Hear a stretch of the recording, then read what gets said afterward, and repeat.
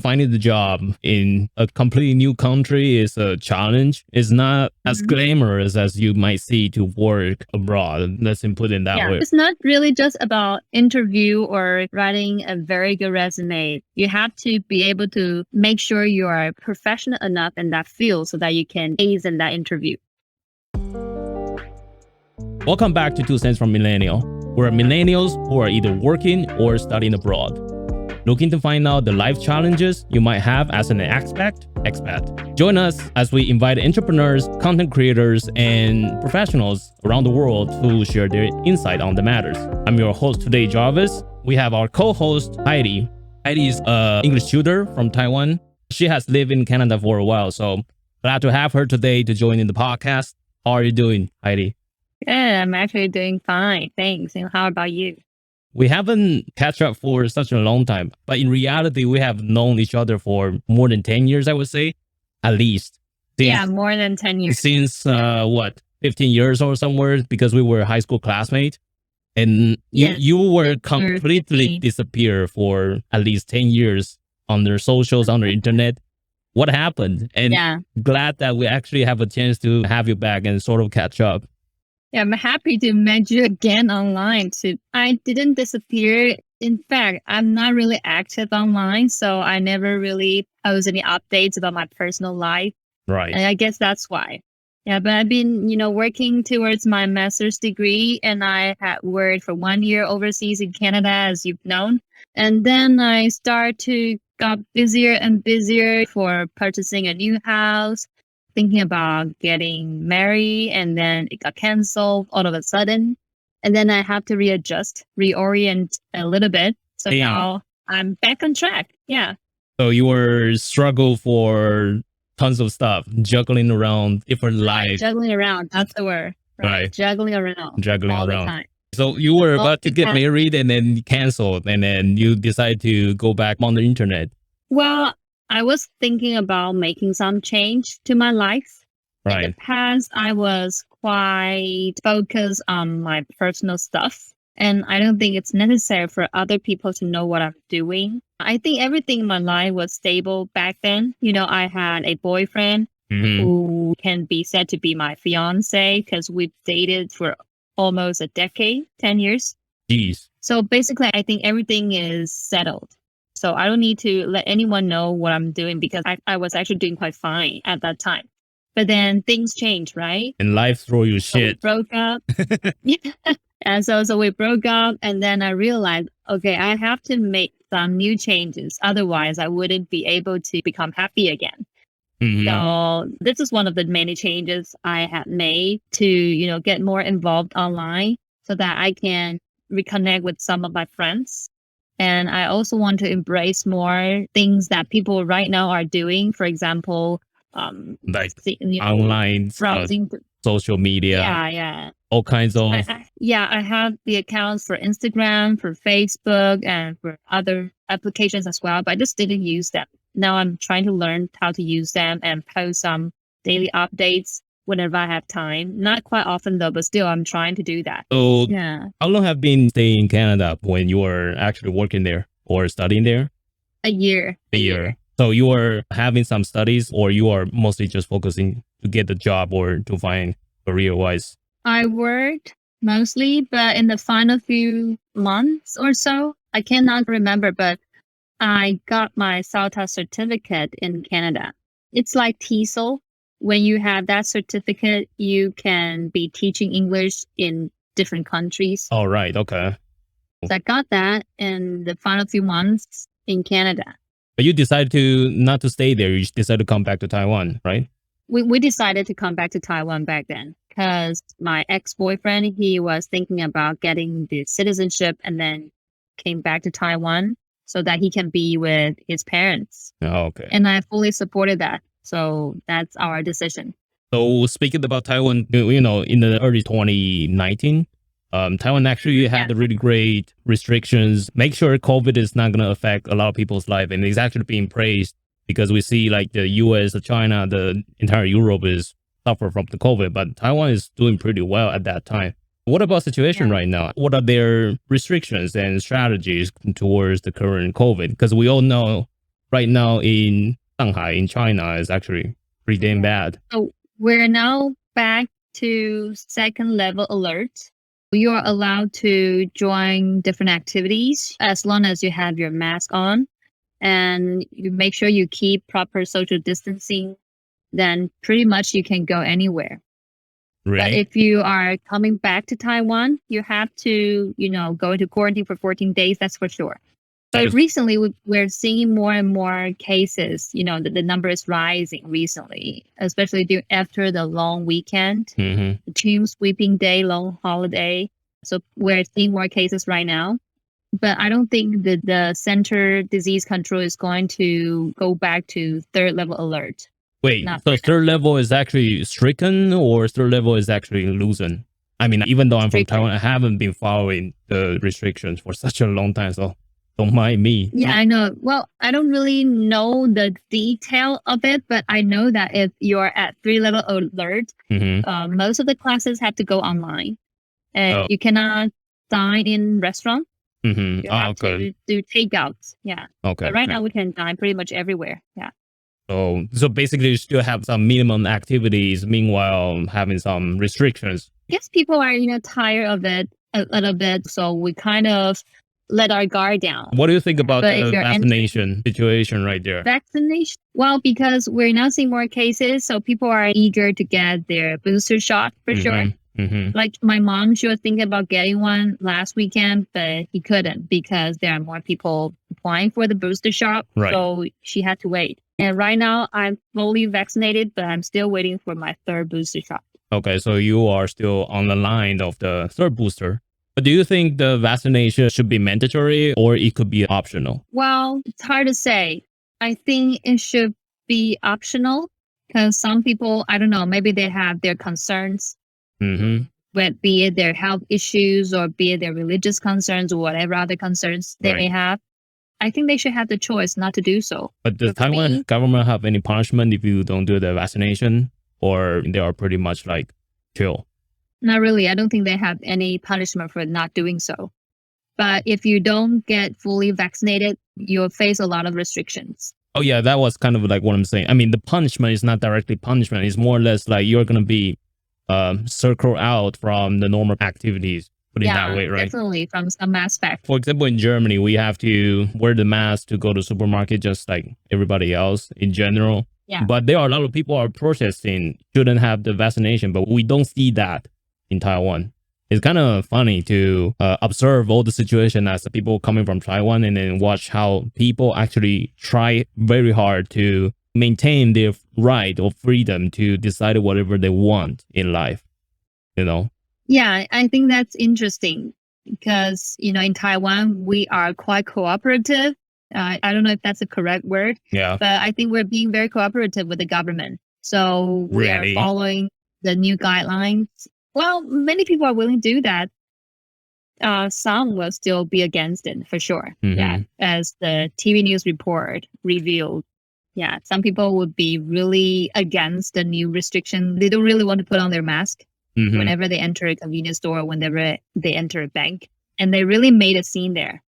They say they have the liberty and freedom to not wear a mask when they want to go out. Do you think but I it's think that's not sort of a allowed to. stupidity or the freedom of whatever you could do? I would say I tend to think this is stupid because for your own health, you should wear a mask. Even if you're not a carrier, what if you encounter someone who carried the disease or virus? But this is also what I find pretty funny is like those protesters here, they believe from the beginning that virus doesn't exist. Like it's a laboratory conspiracy. Really? And they literally defended it just because they think the government probably will inject some sort of microchip into their body or I don't know, all kinds of news. So if you look at the news from different people's point of view, of course, there are like someone who is objectively saying you shouldn't force people because probably they have diabetes, they have like some disease that could potentially harm since the vaccination development is under 1.5 years or something. Like it's super fast and we don't know the consequences. Nobody could guarantee that. So it's nice experiences to actually observe from both sides instead of you only follow one side of the media's narrative. Let's put it that way. So the situation in Germany is that most people or many people don't think wearing a mask is a good requirement. They don't think that's the good policy. In the beginning of the COVID, people will shit on you if you wear a mask. You have seen the news, like those Asian hate. Yeah. They think wearing masks in the public is like, you could probably be a terrorist. In some extreme cases, first of all, you could be either extremely ill or you have some motivation. That's just not how socializing they were used to. But since like governments implemented mask mandatory, people are pissed because you shouldn't ask me what I should do or not. But apparently in Asian culture, since we have been, living crowded public transportation, this is like a personal protection. We get used to that. Yeah, like I ride a scooter. So basically I wear a mask every day before and after COVID. So I think that's quite normal. And I think that's a self-protection measure. Yeah, but for foreigners, that's not foreigners in general, but for Germans, what I know in the beginning, they think it's like, why should I cover my face? Yeah, and I also heard that there was a anti-mask policy in Europe. Is that also in Germany? I'm not particularly very familiar with that, but I know that also people are criticizing the mask mandate is because a lot of people can profit under that circumstances, right? You gotta use this specific mask. What is that called? Okay. So anyway, I can actually show you right here. The FFP2. This is the mask. Right? In Munich, it's mandatory to wear this mask. You cannot wear average mask. You cannot wear other masks. Okay. So that's why people are judging. Not even surgical mask. Yeah, no, it's not allowed. So that's why they are judging. Say why you should only use that instead of others. Yeah. Yeah, that makes sense to question the policy, though. So yeah, this is very important. Always have sort of critical thinking, but don't go too extreme, right? And sometimes it becomes too stupidity. But overall, this is how the situation here in Germany as we compared to Taiwan. By the way, what are you working on right now? You are working as an online tutoring or? Well, I'm taking several jobs on different schools. So I work several jobs every day and I got a busy schedule. I'm an English teacher and I teach in different cram schools. And I cover a lot of subjects, mostly tests for you to go abroad. For example, IELTS, TOEFL, GMAT, that sort of subject. Right. But we shouldn't call them a subject. They are proficiency tests. Make sure every parents are happy to spend the money to learn the English in order to get the degrees they want outside the country.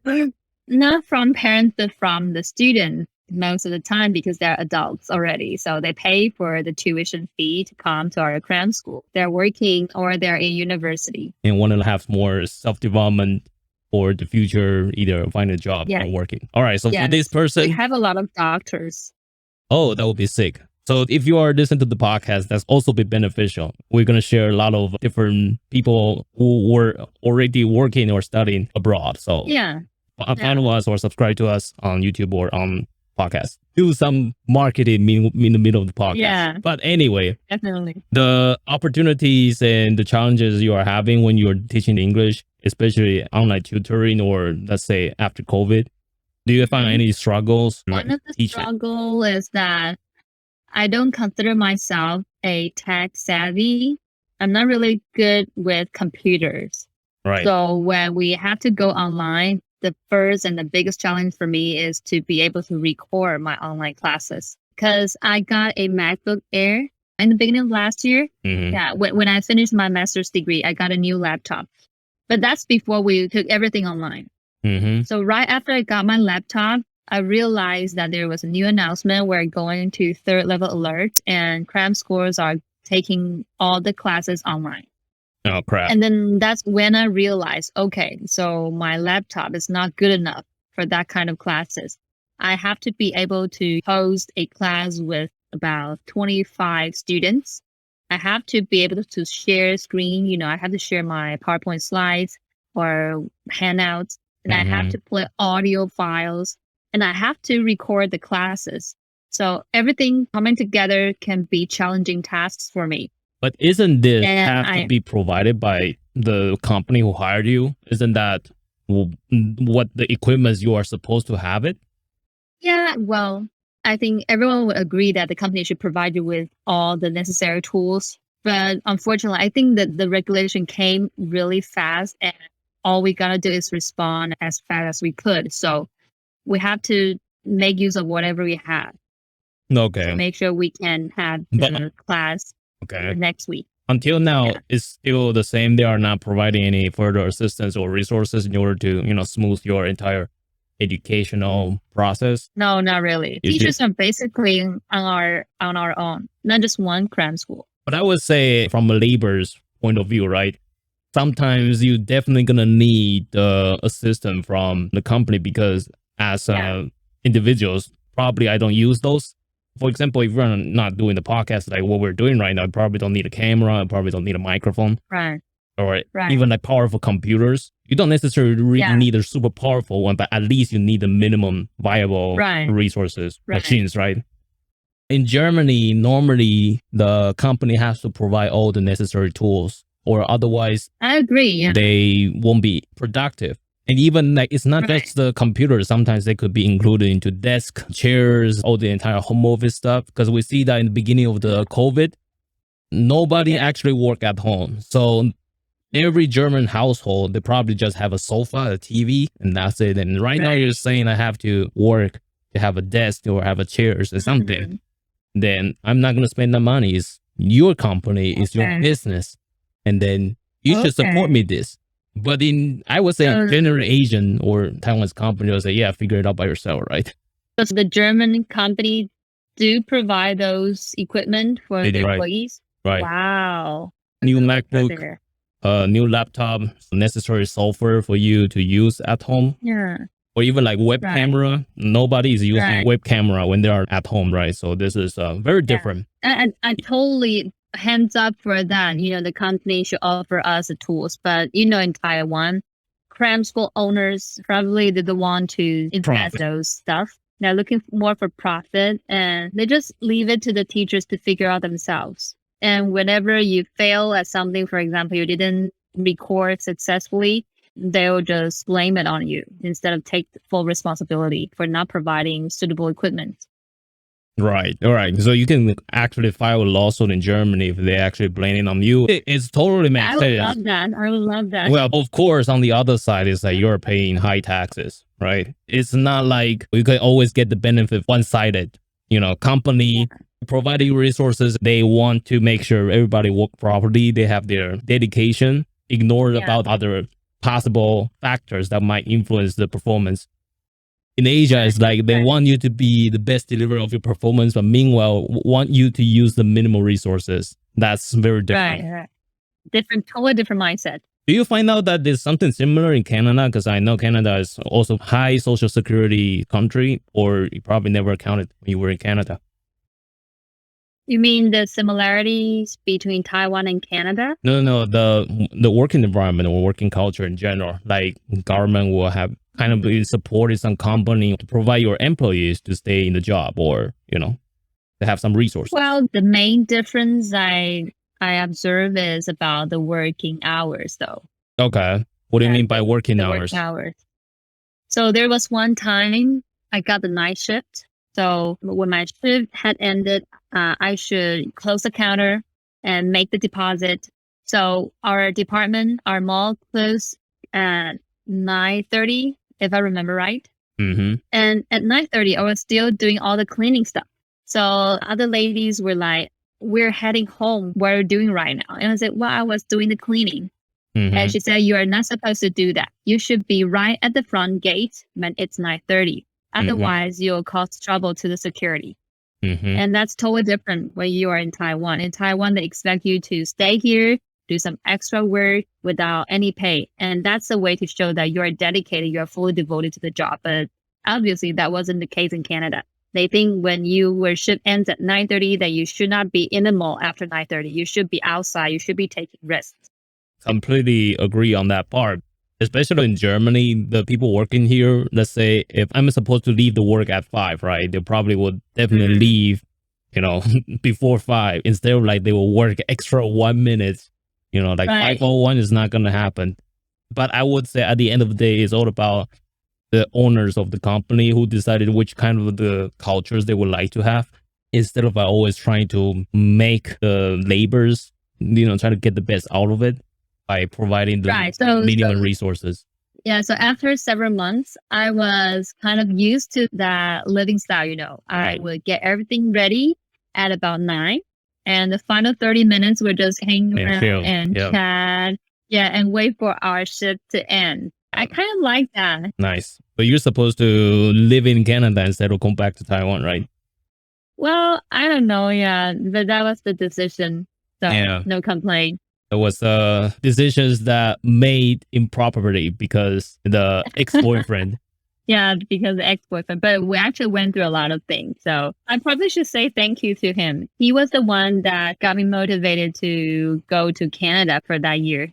Yeah, okay. Yeah, I mean, sometimes it's like that, right? You definitely need some external stimulations for you to do something that's Right. kind of out of your comfort zone.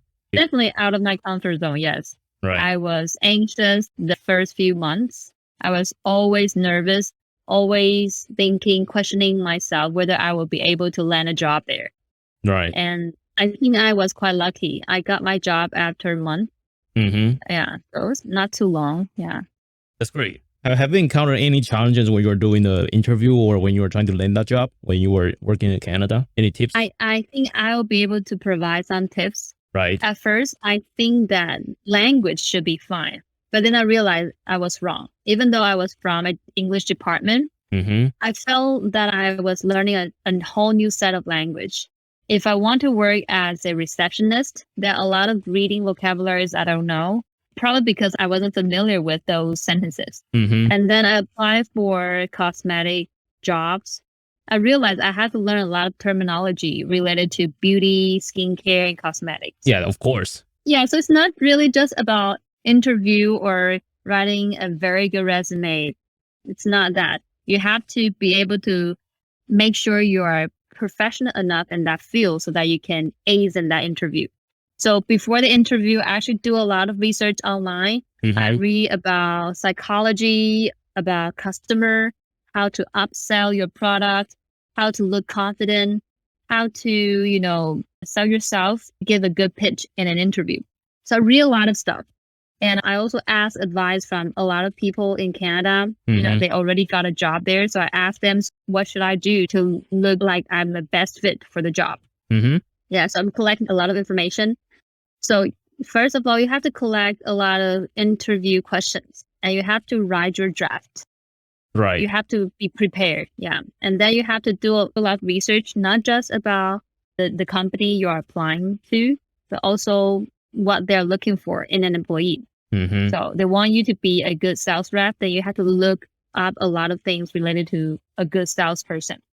Right. So I read psychology papers, I read about skincare knowledge, I read about their product. I should be able to remember all of their product, and I should also be able to recommend a set of product for a specific skin type customer. Mm-hmm. Yeah, so a lot of preparation to be done before the interview. Like based on what you are describing, you have to prepare everything in details, line by line. You have to like memorize everything, let's say, right? And it's not about your skills. It's all about the skill of preparation. There's a difference, I would say. So after sales, I was a sales background. I would say sales is more like you being flexible in all kinds of situations to provide the best value to the clients instead of you try to memorize every kind of scenario and what kind of solution I'm going to provide in that scenario. But when you are doing the interview for all kinds of things, it's the other way around. They will mostly give you a certain type of scenario, then try to come up with, and a lot of people just sort of just prepare the template instead of like actually sharpen the skills. But I guess that's the reason why you get the interview and get the job. People are looking for that, people who can handle the interview question. Well, I don't know, but I think one of the reasons I got the job is because of my language ability. Because they have actually some customers. Well, the region where our mall was located, it was, A lot of Asian? Not a lot of Asians, but people from different backgrounds. So you get to encounter Canadian, you get to encounter people from India, people from Hong Kong, from Taiwan, from China, and you also have some visitors as well. So you should be able to handle different types of customers. And one ability that they're looking for was language ability. So if you're looking for Canadian, they probably don't know how to greet customers who are from China, Right. for example. So Yeah. speaking Chinese is actually the strength when you're trying to land a job. When I was, yes, definitely. But that's because of the location though. Mm-hmm. Yeah. Were you in another Vancouver? job- No, in Toronto. Toronto. Yeah, it's like 90% are Asian as well. Yeah, but the mall is in Markham. There Right. is where a lot of Asian people were residing. Right. I would say finding the job in a completely new country is a challenge. It's not as Mhm. glamorous as you might see to work abroad. Yeah. Let's put it that Yeah. way, right? So in your situation, you get a job under 1 year, which is like phenomenal. I would say a lot of people who probably live for like more than 1 and 2 years, they never land a job. Really? Yeah, in Germany, there are people who have been studying and trying to find an internship or find a working student. They still cannot find any interview or land a job. Well, environment is very different, and some of them are because the language barrier as well. So you never know. Yeah, then I was definitely lucky because I got my first job in 1 month. I have to say I was really hardworking though. I was doing my best as a student in Taiwan, and then I employed those ability in job finding It's like the ability to grind and hustle. and cram a lot of knowledge. What motivates you to do multiple jobs? I remember you were saying you have 2 cram school tutoring, and then you are about to write a book or something, and then right now you're also doing a podcast. Also, you're about to become assistant of a university in Taipei or something, right? What motivates you to do those? I guess I'm just used to making myself super busy. Like I feel I'm still alive. I like to set new goals and attain those goals. I've always been like that. Yeah, I've always been like that. I think when I'm having free time, I'll feel like I'm slacking off. Constantly working, trying to find new opportunities to either get money or to get knowledge. That's very American style. Yeah, I want to gain more experience in different contexts. Any purpose or goal like you want to reach in like, let's say 5 years or like 10 years, or just general in your current stage, you're just exploring? I guess I'm just trying to explore my best fit.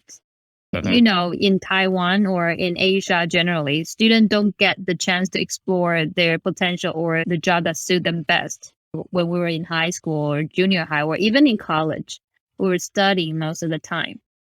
And I think I am very curious about things, but I spend most of my energy on study when I was a student. So now that I'm Never party? not really, yeah. Damn. Even student in Stanford and the MIT, they were still partying. You are doing it wrong. Well, I have joined some events, you Right. know, like I joined some camps, language camps, and I also participated in musical performances Right. in college.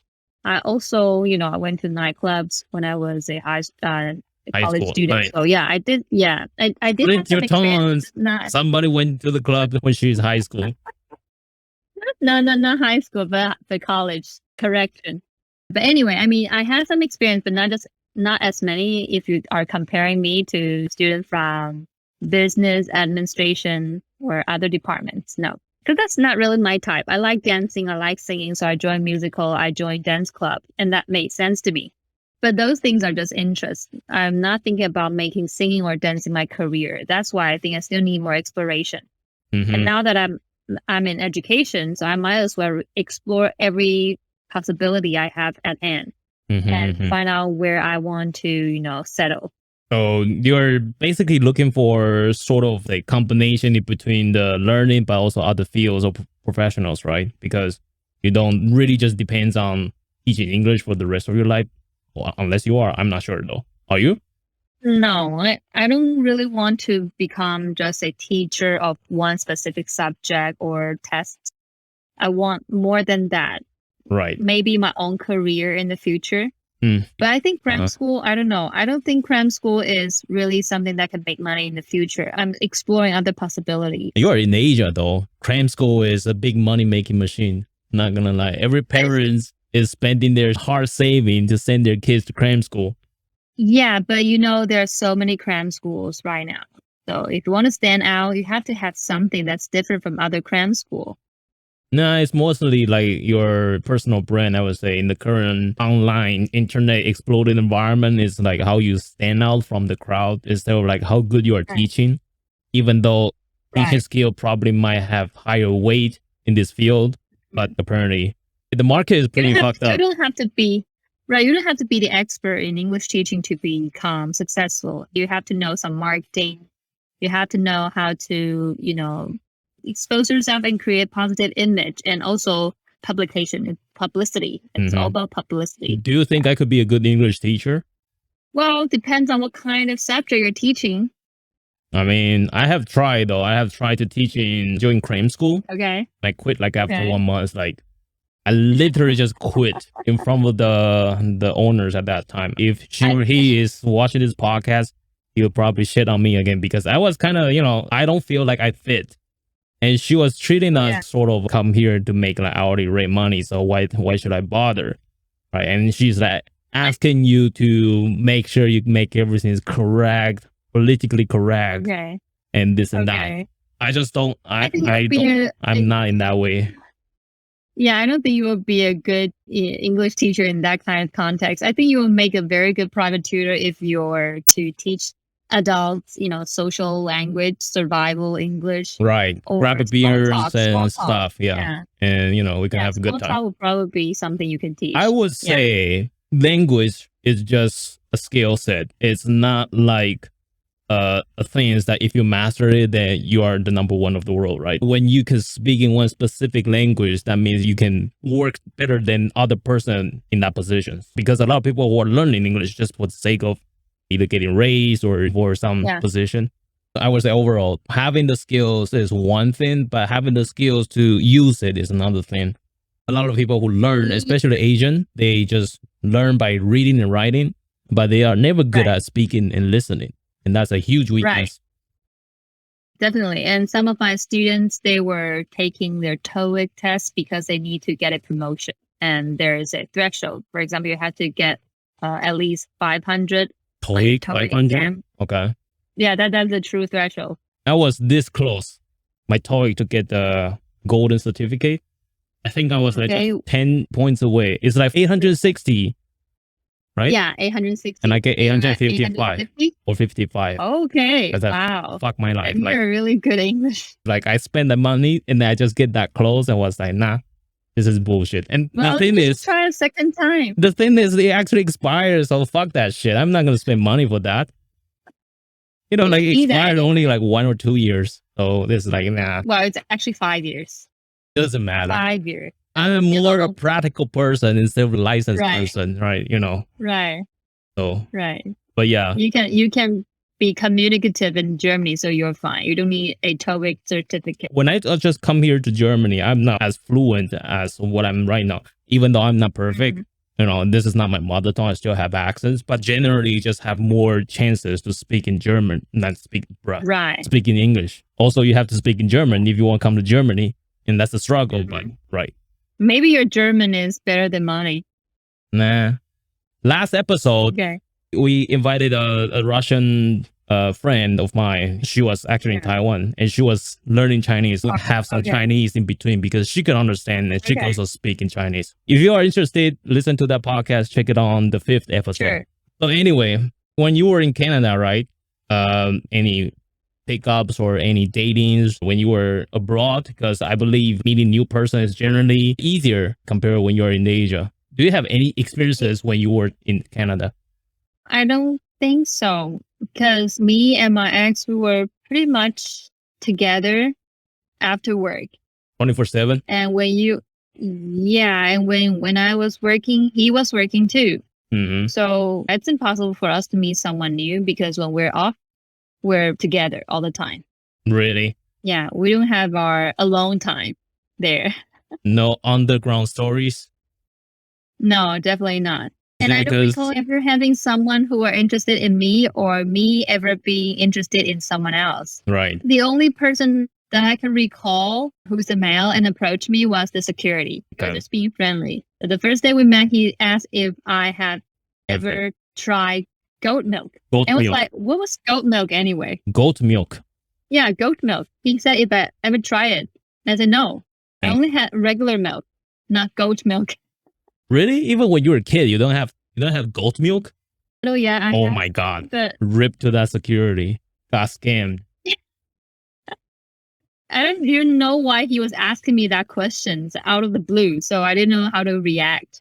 And the first impression I had about him was he was such an interesting guy. He's just trying to make me laugh, I guess. Other than that, the rest of my coworkers, they were female because we work at cosmetic. Jeez. Okay. I believe you use online dating or something at that time, right? Or no? No, Not at all. I didn't. No, I didn't use it until last year. Last year. All right, guys. Well, our podcast is finished because we don't have further stories that we can talk about. So, right. I mean, I'm not being gossip. I'm just saying, like, who the hell is not using Tinder online dating in 2022? Seriously, I didn't know about Tinder. Jesus Not Christ. even before 2019. Yeah, I learned about it in 2020. Oh my God. It's a trend. It's like how people meet online. I mean, I'm not saying it's good or bad, and the judgment is on your side. You have to consider my back. I met my ex when I was first year in college, and then we dated for 10 years. So of course, there's no reason for me to download the app like that. Don't you think your ex-boyfriend would have that in any sense? No? Like a woman's instinction? Say, wow, he probably would have. No, because he was popular and he is still popular among his work environment. So there's no need for him to go online. He can find a new girlfriend, just in his workplace or his school. Wait. That has a huge flaw when you are having that hypothesis. So you are saying those who cannot find in real life only goes online. I don't think that's the case. It's that mostly people are doing both at the same time. It's not like you cannot find it, so you move to online, and then online is secondary. But that's my story. Right. I literally cannot find someone in my place because my coworker, they're all female. So yeah, there's really no chance, and that's why I go online. That's a real reason. And for my ex, he had a lot of coworkers who are females. Yeah, female coworkers, and many of them liked him actually. And he told me stories about, okay, so today some girl just sent me a lunchbox that she made, and he refused it. Yeah, sometimes he'll bring back stories like that to entertain me. Is to entertain you or stimulate you? I don't know. I don't know. Okay. But never mind. The past is the past. So yeah, we didn't use any online dating apps back then. But many of our friends are using it. You never feel like you should be part of the journey? They never told me about those applications. They only told me that when they realized I broke up with him. So okay, you know what? I'm going to introduce you to some of the amazing apps. One of my friends told me, you have to download these and start dating someone. Okay, why not? After you wasted 10 years without any chance meeting a new person, and now you learn how to meet new person. But like, I'm not praising online dating or social media in general. I'm just saying it's a tool. Right. It's a new normal. It's a new normal. But we know that the recent Netflix, the film, which is Tinder Swindler, is actually a pretty fun way to look at the, online dating from another point of view. And just a quick reference, if you haven't watched the entire Netflix, Tinder Swindler, that's what the name is. It's actually about a bunch of females who were a victim of an online scam. That's like a love scam, put it that way, right? So a person who pretending that he's a millionaire diamond king, have some background of a rich family and taking the girls to a 5-star hotel, private jet, and all those bullshit you see on social media. And I get haunted by, my enemies or by some whatever dangerous situation and ask the females to lend him money. And a lot of people fall for that. It's all about a person online who are literally just having the profile, and you are sending every money you have in your bank account to this person. This is weird. Right. What do you think about that? I think, love can make people blind sometimes. Yeah, it's just like Will Smith, huh? Yeah, and I think he got banned from Oscar for 10 years. Yeah, but apparently most of the people in Taiwan, they think Will Smith is doing the right job. Really? I don't know. I think it's half and half. I would say it's completely inappropriate, and it's not even half and half. Like, If you cannot take a joke in that public area, then you decide to go for violence. That's like, that's way too much. I know it's definitely inappropriate, but I mean, for people, I think some of them actually support that. They think that's kind of a way to show that you really love your wife. But I don't agree. There are millions of ways to show love, and there are always millions of ways to show that you disagree with another person. And when you disagree or you have conflict, you can still be kind. You can still show respect. Right. Resolve the conflict. And the backstage. Yeah, and even like Chris Rock is just doing his job. He's a comedian. He's a stand-up comedian. So he's doing his job. And of course, he's definitely going to roast anyone. Yeah, some jokes are even meaner than that. But well, back into the Swindler though. As a female, what do you think if you see someone has this kind of, fancy profile, say, hey, let's go to the 5-star hotel. You want to have some private jet, go to some places. My boyfriend, my current boyfriend actually asked me about that when we were watching Tinder Swindler. And I answered, when I see a perfect profile, the first feeling I have is, I'll feel doubtful about whether this person is a true person or whether this is just a fake profile. It's just someone who is trying to, treat me into buying something or treat me into spend all my money on something. But I think people are not perfect. So when you see a perfect profile, you should raise questions. It's not about the perfect profile. I would say it's mostly the females are attracted by some mysterious background. Apparently, it's impossible for someone to say, I'm a rich guy. I have billions of dollars. Like I go to my office every day with my private jet or some bullshit. 90% of the females, they will raise awareness, but in this particular case, that 10% of the women probably also have some intuition. Is either she want to pursue that kind of lifestyle or she want to find out whether that's true or not, and then she fell for it. So it's not just completely they say, okay, this person is a scam and I am an idiot because I thought of a scam. A lot of the time when you fall into something is because you already have a pre-assumption for that kind of situation. You're saying that they're actually curious to find out. Or she just want to be rich, thinks he's a really nice sugar daddy, so she can take advantage of that person. I don't know. Okay. Yeah, well, that's actually a very interesting perspective. And I think I do agree with you on that. It's impossible for them to feel that this is a true love story, like a miracle or something. They definitely have some doubts, but they go ahead anyway. So yeah, just like you said, there's a purpose behind their actions. So they're probably looking for something fun, exciting, and maybe they want to strike it rich overnight. Yeah, there's something in their mind, and that's why they went for it. So I would like to share this part. This is kind of like a follow-up update. If you're a podcast listener, you can watch the YouTube version.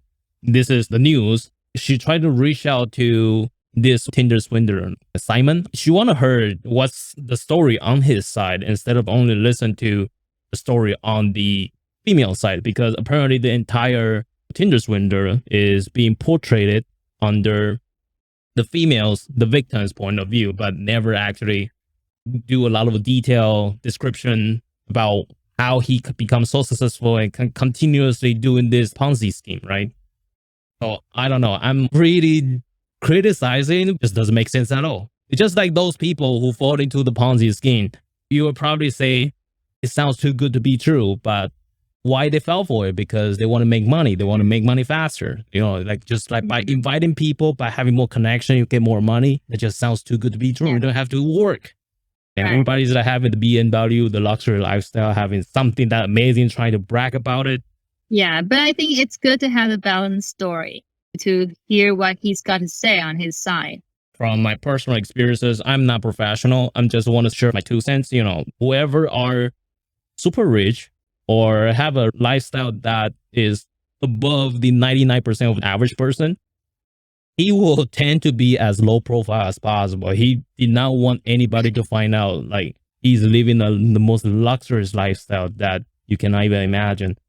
Apparently, if you're in that situation, you don't want to have yourself a lot of trouble. Even not just a trouble, right? You just won't bother a lot of bullshit, because we know though, like, if you put yourself on the internet, there's always a risk. It's like what we're doing right now. Right. But those Totally people agree. who are always constantly flexing on the social media, sometimes you gotta kind of question that, why they're doing that. What's the catch? Yeah. It's like a critical Yeah, thinking you definitely. need to develop when you are, dealing with all kinds of life situation, Right, to be honest. right. But with some update, there's a update from this person. The Tinder Swindler right now is like having some fans after he's being charged for whatever, I think it's prison or fines. I don't know. So Mhm. right now he's doing his legitimate business. He's on, there's an app, it's called Cameo. Cameo is a app for celebrities to share a dedicated customized video for anyone who want to ask for a video. For example, let's say Brad Pitt wish you a happy birthday, request on Cameo, and there's a price to pay for that. Brad Pitt will send you a video say happy birthday to you, something like that. Oh, wow. Yeah, so this is That's the app special. in States, and it's quite popular. And you can see that even this person right here, say Simon, which is the Tinder Swindler, he is like making money right now legitimately on Cameo, saying that he's just sending videos out there for the fans.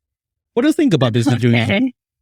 Okay. I would treat him more of a criminal instead of some celebrity. But right now, he's kind of like a celebrity already, making money because of the fan created by this Tinder Swindler. The report says that Simon Leviev, or Leviev, I don't know how to pronounce that, aka the Tinder Swindler, is saying goodbye to scamming woman and has just scored an actual paying job. He become a celebrity online. Yeah, it's so sarcastic. So sarcastic. He was supposed to be a criminal, but now he's like doing legit business. But I would say from the other point of view, right? If the girl are smart enough in their first hand, then nobody's gonna fall for this kind of stupid scam. But apparently, Yeah, you can say that. probably like 50-50 or 60-40% is the responsibility why the fucking scam actually connected. So I just want to have my 2 cents right here. I feel like internet provide us, or social media provide us so much opportunities for you to learn things and watch stuff from different perspective.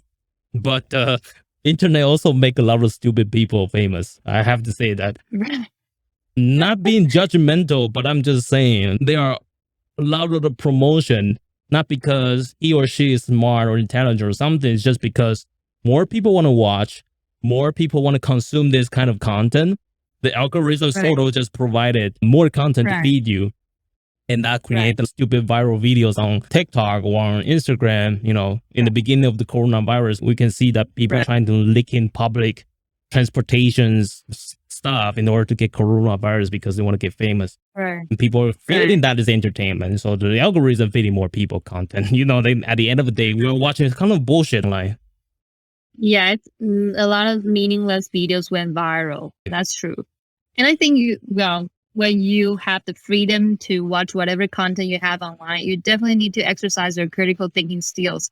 And just like the dating app you mentioned, Tinder, of course, you have to be vigilant when you are, swiping through those profiles of strangers.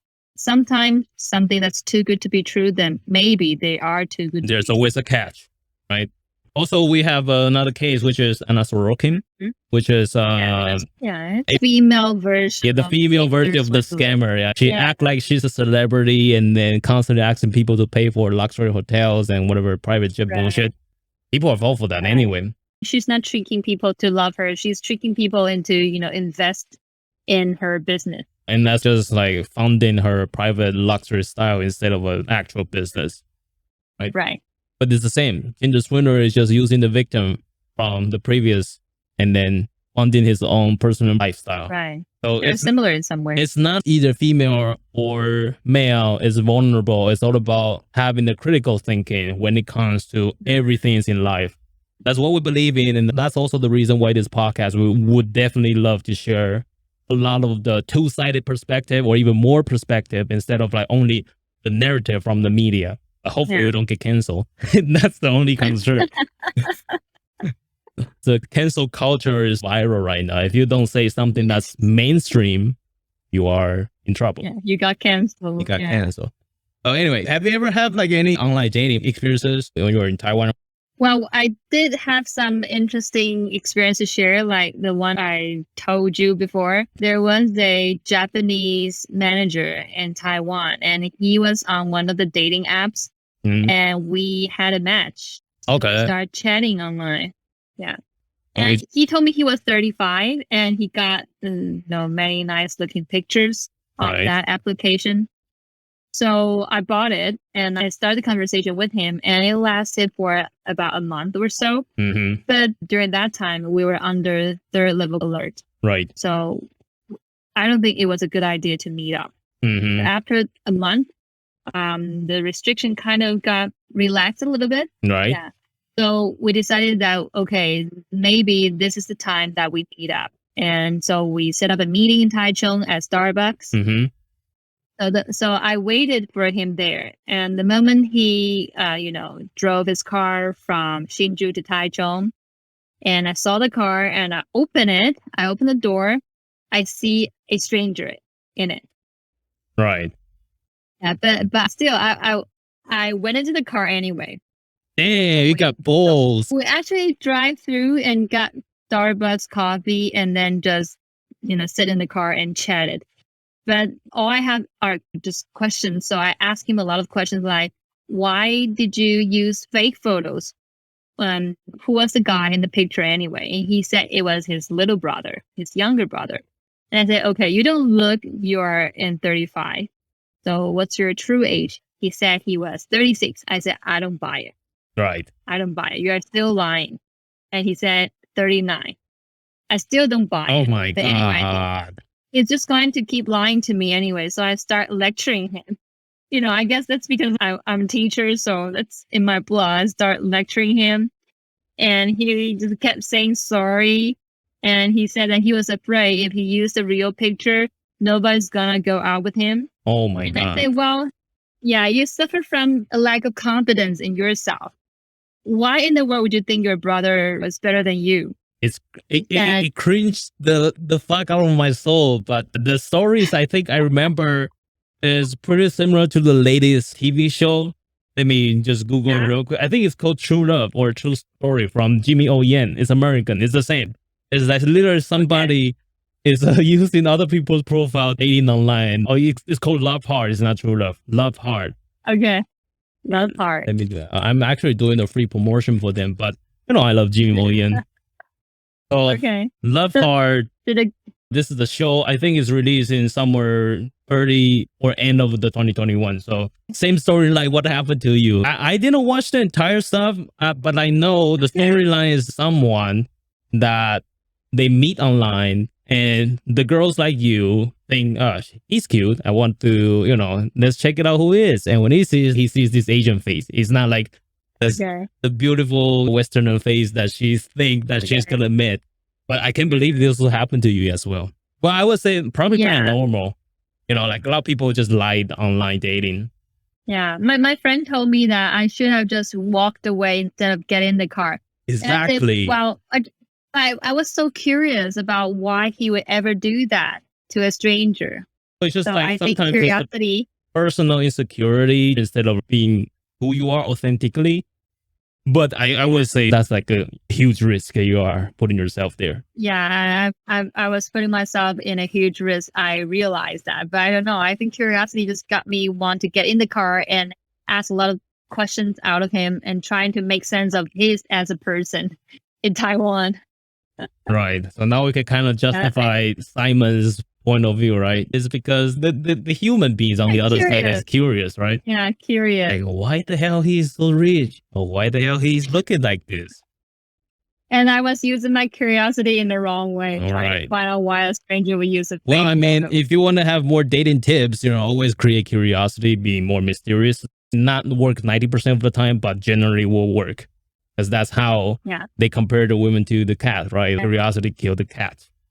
Right. Well, we are running out of time today. Glad to have you here in this podcast. It's a pleasure after 10 years, lost decade, and now we are finally connected to see each other and meeting online. But hopefully we still got a chance in the future. Yeah, well, definitely, for sure. I'm waiting for you to come back to Taiwan and we can meet up. I have no idea. Why the hell it's not you come to Germany? It could Well, be either way. Maybe, yeah, either way will do. We'll see. Yeah, we'll see. All right. So if you are the podcast listener, our podcast is on Spotify, it's on Google Podcasts and Apple Podcasts. If you prefer to watch in video form, go check it out on YouTube. Also, if you are interested in following on socials, we have on TikTok, on Twitter, and on Instagram. Whatever you are comfortable with, check it out and stay tuned. Hopefully you had a great time with us. Enjoy the conversation. I'll see you next time. Have a great one.